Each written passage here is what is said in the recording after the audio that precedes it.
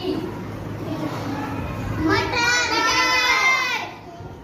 नट नट का मतलब सुपारी सुपारी या अखरोट। मैन मतलब आदमी।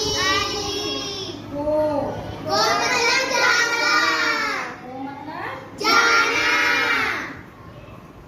सन सन। सन मतलब सूरज।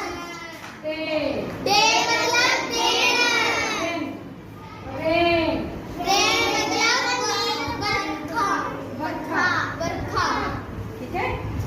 गो गो मतलब कमाई। कमान।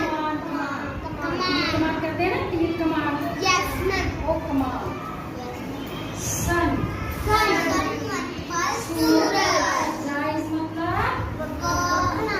वतना वतना। समझ आ गई